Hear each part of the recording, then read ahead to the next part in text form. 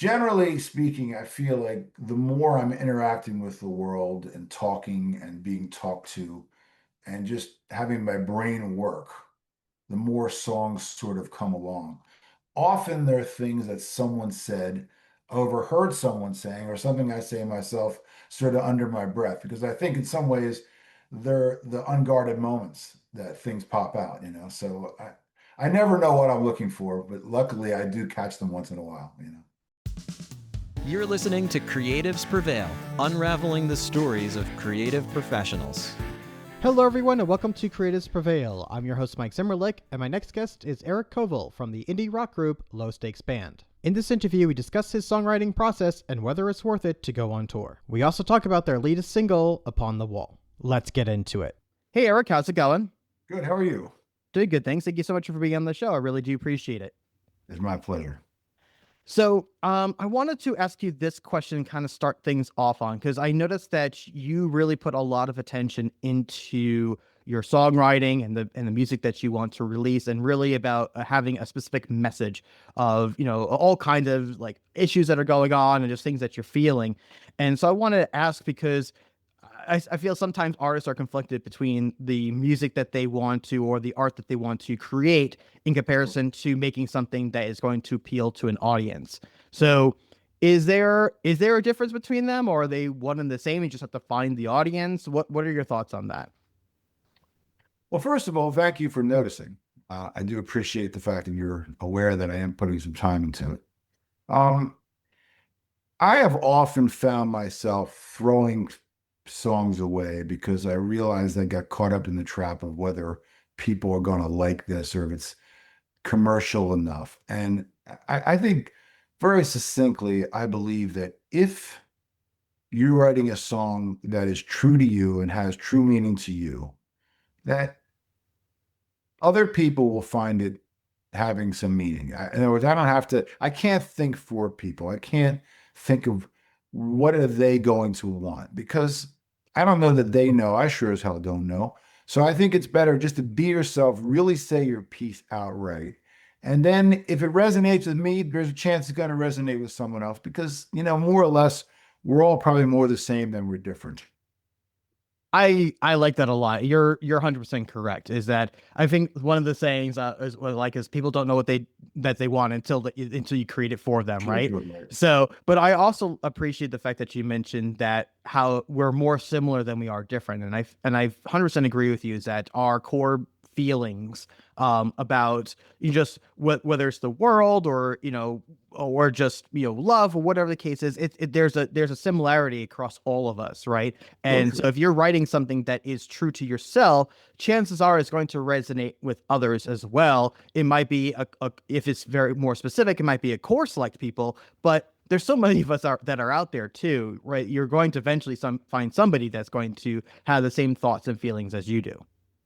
Yeah, I do believe that's absolutely true. And it seems that my experience of performing has borne that out. When I'm really into a song and I'm singing it like I really mean it, and it's a song that was very close and personal to me, some that I've actually been afraid to perform because I felt they were almost too self-revelatory, are the ones that really hit, and you just have to basically say it's not about me, even though it is about me.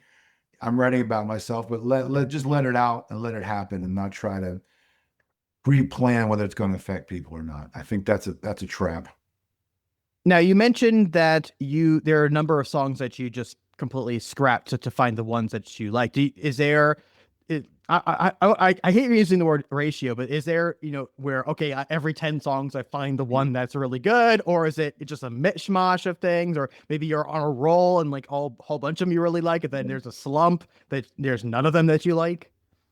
Well, I've been in slumps and rolls all along. I don't know there's a ratio. I think the idea we talked about originally about whether it's commercial or whether you like it artistic or commercial, I've kind of gotten over that. I don't even think about that anymore. I haven't thrown any of those away because I know not to go down that road. Um, you know, Generally speaking, I feel like the more I'm interacting with the world and talking and being talked to and just having my brain work, the more songs sort of come along. often there are things that someone said, overheard someone saying, or something I say myself sort of under my breath, because I think in some ways they're the unguarded moments that things pop out, you know. So I never know what I'm looking for, but luckily I do catch them once in a while, you know. Do you revisit songs? Like for example, let's say this song did not work. I'm putting it to the side in a drawer, like a a drawer somewhere. And then go, you know what? I just it didn't work out, but like I wish this song did. So maybe I'm going Right. to revisit it and like maybe I could work on it some more. Or do you go, oh yeah, it doesn't work. I'm moving on to the next one. I probably revisit a lot of them. I have them hidden away. I have, well, I used to be back in cassette days, a bits tape, and I just sing a bunch of stuff and I, you know, do dishes and put it on and go, what was that? I like that, you know. But there's ones that I really like and I don't know what the hell I'm writing about, and they seem to come out anyway. So I do revisit them. And once in a while, I mean, I'm not trying to segue yet if you're not ready to segue, but the song Upon the Wall was exactly that. It was a song I really liked, and I kind of couldn't be happy with it, you know, and then news events brought it to life again. So that's a prime example of what you're talking about. So, so your latest single, "Upon the Wall," which is great, by the way. Thank you. What's so when do you remember when you originally wrote that song? Not exactly. I mean, it could have been 20 years ago, you know, and I was at the Vietnam War Memorial, which, as you know, is a wall, black, shiny granite with names in it. Most people know this. And at the time, I'll be honest, I thought it was sort of a cop out. Gee, going to put everyone's name on a wall, you know. But when I stood there and I saw my own reflection, the immensity of realizing, gee, there's my reflection. That's, you know, that reflection is my life. That's me. Goes across a whole lot of names that are people just like me who had, you know, all the all the same desires, fears, wants, loves that I do. Maybe not the same ones, but similar ideas. And you know they're no longer, you know, and I really that struck me hard, and I thought, well, gosh, the person that did this is a genius. Actually, I'm wrong, completely wrong about my original view.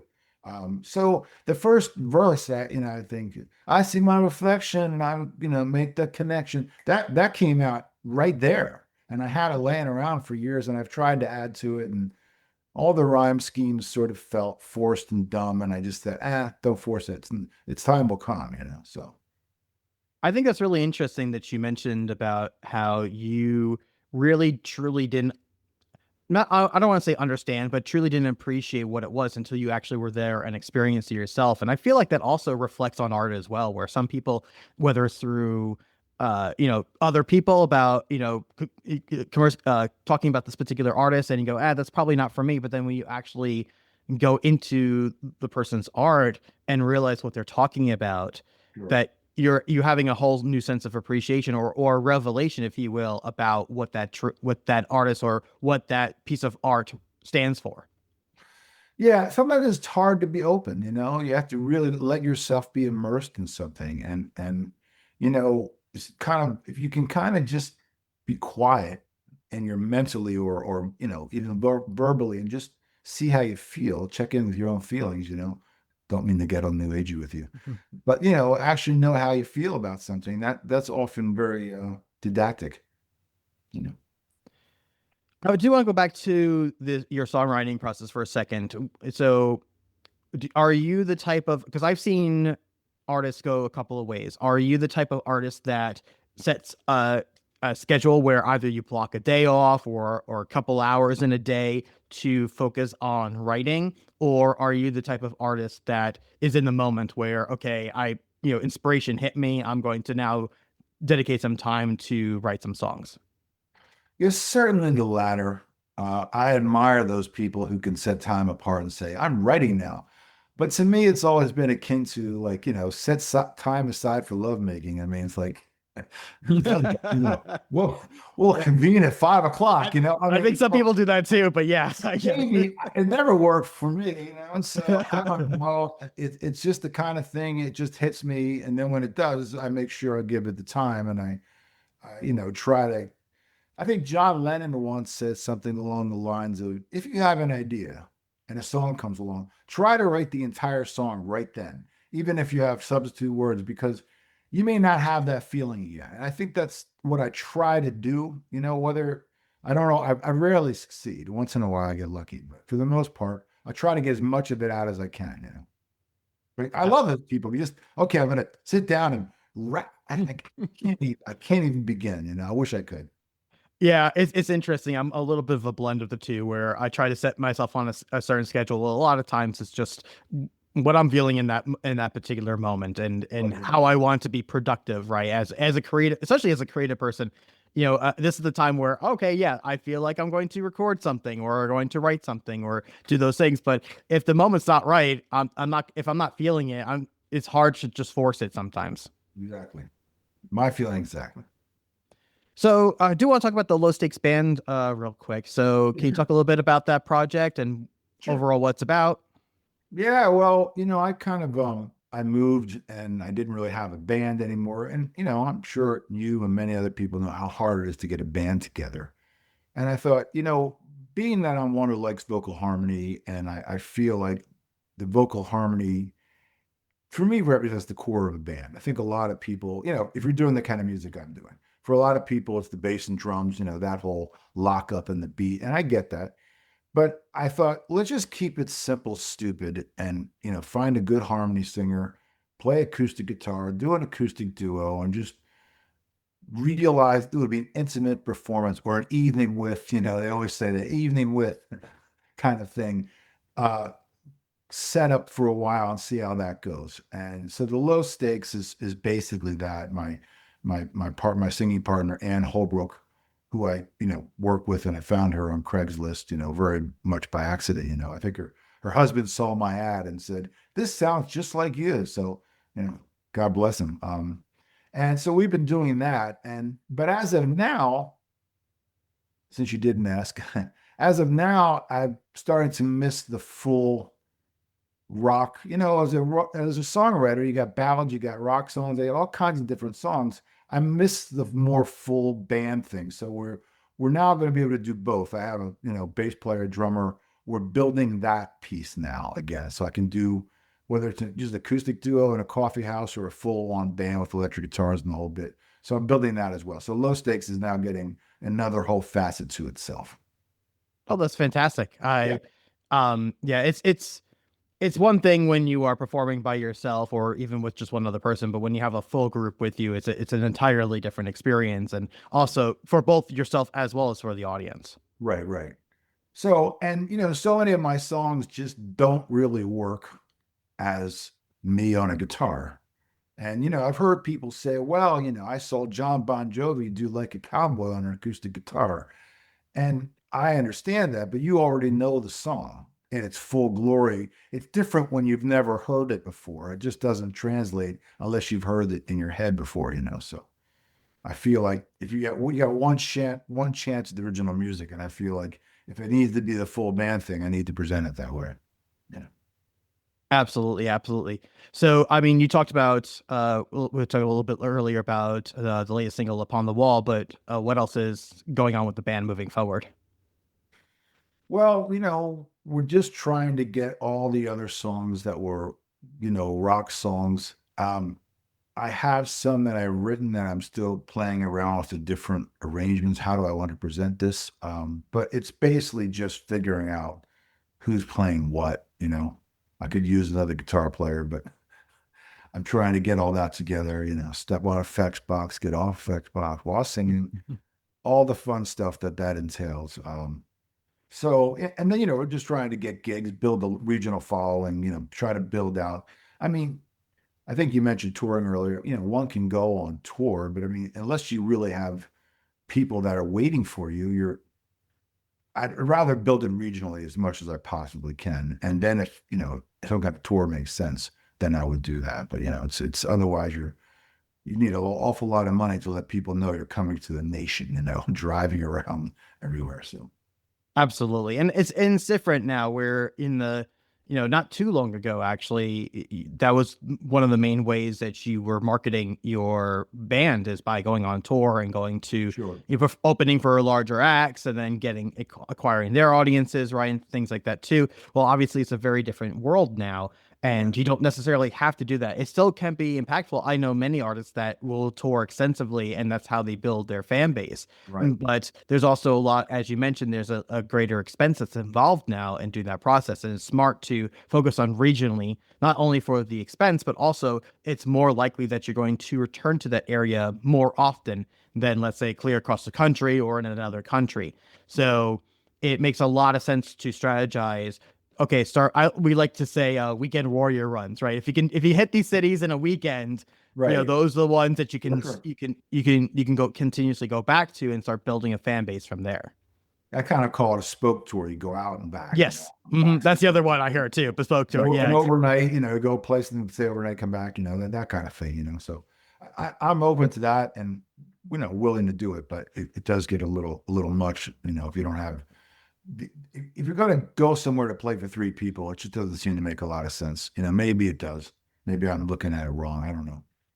I don't think so. I think you have to be honest with your goals, right? So I talk to the artists about this all the time, is that when they mention, oh yeah, I want to go on tour, and I go, okay, well, do you want to go on tour because you want to make money, or do you want to go on tour because you want to travel? And I kind of look at them like, do you want to go on tour because you want to travel? And so sometimes I get it out of them like, oh no, they just want to travel and they're using the band as the excuse to travel, which is fine. If that's your reason for traveling and you love it, good for you. But you also want to make sure that you are honest with what your goals are for the tour, because if you lose money and you come back discouraged because you lost money because you didn't set it up for for financial success, right? That's a little bit on you. So but if you're going out on the road because you want to experience touring, you want to experience travel, you want to experience playing in different venues, if you want this as an excuse to practice, right? Then if you come back and it still took a hit, you knew that this was not the, even though it'd been nice to make money from it, you also knew that there's other benefits to it as well. Yeah, you probably build up yourself a lot by doing that, having to play in a different place. And, how it is. Every show, there's always some kind of problem. You've seen every problem known to man, and you just keep falling, and it all becomes old hat to you. So I recognize there's a value there, even if you don't actually make money, I think. Do you find that the best practice comes from playing shows live, or do you like having okay? Because some people are like, I want a certain point, but you can only get. The only way to really get better is I'm always like, let's get it out and because you have to do it then, there's no place to turn. There's nowhere to hide. You have to do it, So I try to jump on it. Do you still do like open mics and things like that to practice songs on, or not too much? No, it's, you got to sit in the sign up sheet and you got to listen to a whole lot of people that play really, really, really long songs. And I suppose I don't have the patience, I suppose, maybe I should do it. I think I know when a song's good. Maybe I'm wrong. I could be wrong about this whole damn thing. I think my songs are good. Otherwise I wouldn't do it. But, maybe I'm just crazy, so I don't, what do you do? Yeah, and I think, again, I don't think there's ever like a right or wrong way. It's always kind of curious because, for some, open mics are great because it gives them the opportunity to practice their songs. It also helps them with networking and building relationships with other people and so forth. Right. And for some others, is, like you said, is the time that it takes to go through that whole process is time away from them practicing on writing or doing other aspects of things. So I think, again, I think that what I love about being creative is that there are so many avenues for you to practice at your craft that are out there that it really comes down to the individual and what ultimately works for you. I feel like you should take the opportunity to try everything. So like, for example, if you've never toured before, do a quick little tour. See if you like it or not. You might find out that I will never, ever tour again because I hated the experience. Right. Or you find out that I love touring. Same thing is true with open mics. If you've never done it before, try it out. And if you find that you love the experience, then great, then do it again. If you find out, no, I really don't enjoy doing this at all, then you don't have to do it ever again. But I feel like any of those things that are out there, you should try at least once. Oh, yeah. I mean, it's not to say I haven't done a lot of open mics before. I've done so many of them. So I haven't toured really. So, we took a drive once from Miami to New Orleans to play something, but, I can't really call that touring. But basically, I can't disagree with you. Anything you haven't done, you should probably try it once, if for nothing more, the experience. As a creative person, you learn something somewhere every day. At least I hope so. Absolutely. All right, so we'll go ahead and wrap things up here. So I do have a couple of wrap-up questions for you. Sure. So, first question I have for you is, what was the very first concert that you ever went to? Boy, you're making me think here. I think I might have seen, again, it's a little shaky, but Crosby, Stills and Nash. Wow, that's a good one. Yeah. I like harmony, and they were obviously great harmony band. I recall being there, and some Yahoo up in the balcony kept screaming, and one of them said, "Would you please stop that? We need to hear." They did. So I think that might have been it. Yeah. Do you have an artist right now that you're really enjoying listening to? I can't say, it's really an odd thing to say, but I don't even listen to music. I never listen to music. I know you think, well, I mean, on the radio, I suppose, I hear certain things, but a lot of them are, oldie stations. I'm hearing Fleetwood Mac and all these, bands from yesteryear, and it's hard to listen to music, Dad. I'm a little technologically challenged. I'm on Spotify, but I don't listen to Spotify. There's probably something I could do to find out some more things about musicians. I don't listen to anybody, sadly. That's okay. I mean, sometimes it's also you get so focused on it's, for example, like it's funny. I hardly ever listen to my own podcast. I do listen to other podcasts, but Right. for myself, I go, okay, it's done. I know the conversation is because I was a part of it. And I know there are like a lot of famous like talk show hosts and interviewers and things like that, and also podcasters that feel the same way. It goes, it's done, off it goes. I'm moving on on to the next thing. So there's something to be said about the focus on something along those lines too. I'm always afraid if I watch my podcast, I'll be cringing. So I think I'm the same. Maybe that too. I don't want to know what I said, Yeah, what dumb expression I made, That's very true. I get that. All right, last question for you is, if you were only able to give one piece of advice, what would that one piece of advice be? To whom? To whom are we giving this advice to? I would say to a fellow musician. Let's just do a fellow musician.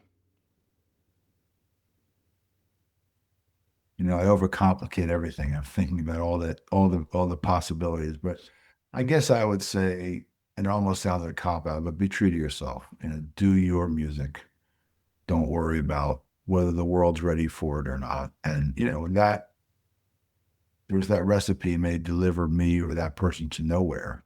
But I feel like my sense is that if you do what you really wanted to do and you fail, at least you did what you really wanted to do.